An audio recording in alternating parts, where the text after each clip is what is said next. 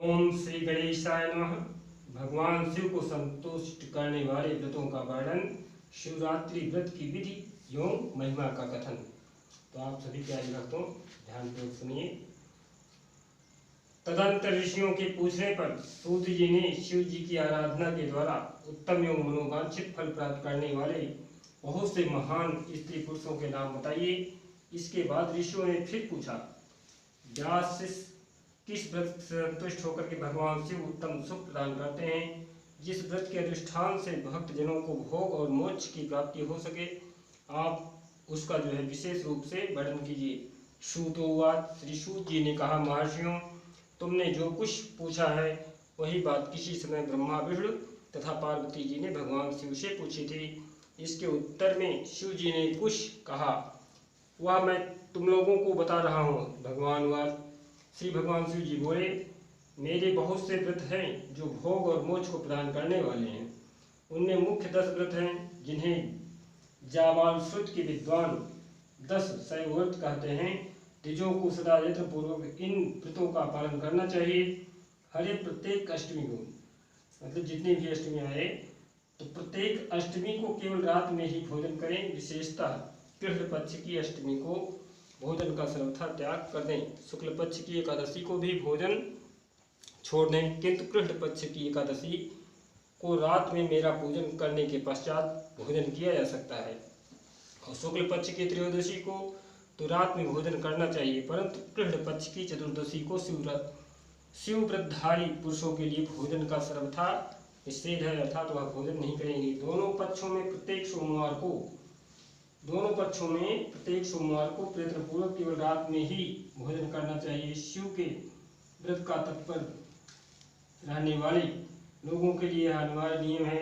इन सभी व्रतों में व्रत की पूर्ति के लिए अपनी शक्ति के अनुसार शिव भक्त जो है ब्राह्मणों को भोजन कराना चाहिए।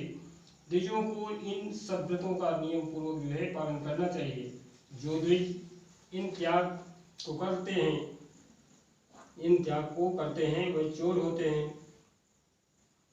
और मुक्ति मार्ग में प्रवीण पुरुषों को मोक्ष की प्राप्ति कराने वाले 4 व्रतों का नियम पूर्वक पालन करना चाहिए। वह 4 व्रत इस प्रकार से हैं। भगवान शिव की पूजा, रुद्र मंत्रों का जाप, शिव मंदिर में उपवास तथा काशी में मरण, ये मोक्ष के सनातन मार्ग हैं। सोमवार की अष्टमी और कृष्ण पक्ष की चतुर्दशी, इन 2 तिथियों में उपवास पूर्वक जो है व्रत रखा जा सकता है और भगवान शिव संतुष्ट करने वाले होते हैं। इसमें अन्यथा विचार करने की कोई आवश्यकता नहीं है। हरे इन चारों भी शिवरात्रि का व्रत ही सबसे अधिक बलवान है। इसलिए भोग और मोक्ष रूपी फल की इच्छा रखने वाले लोगों को मुख्यतः उसी का पालन करना चाहिए। इस व्रत को छोड़ करके दूसरा कोई मनुष्य के लिए हितकारक व्रत नहीं है। यह व्रत सबके लिए धर्म का उत्तम साधन है।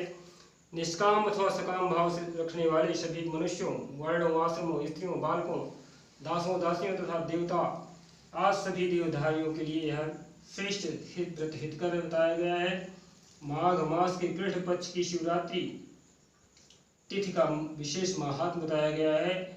वैसे तो संपूर्ण सावन का महीना ही भगवान महादेव का है। किसी भी दिन रुद्राभिषेक करने के लिए कोई परहेज नहीं है। और जिस समय मलमास आ जाए उस समय जो है 2 महीने का सावन हो जाता है। तो रात्रि जागरण के साथ साथ जो है भगवान का जो है ध्यान, पूजन अर्चन अपनी यथाशक्ति के अनुसार करना चाहिए। भगवान भोले शंकर अत्यंत ही प्रसन्न हो जाते हैं।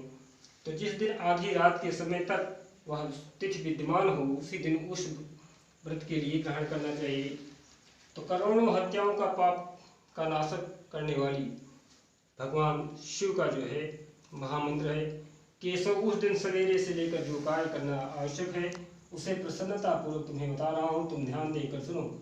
विद्वान जो बुद्धिमान पुरुष हैं सवेरे उठकर बड़े आनंद के साथ स्नान आदि नित्य कर्म करें। आलस्य को पास न आने दें। फिर शिवालय में जाकर शिवलिंग का विधिवत पूजन करके मुझ शिव को नमस्कार करने के पश्चात उत्तम रीति से संकल्प करें। तो संकल्प मंत्र ये है महादेव का कि देव देव महादेव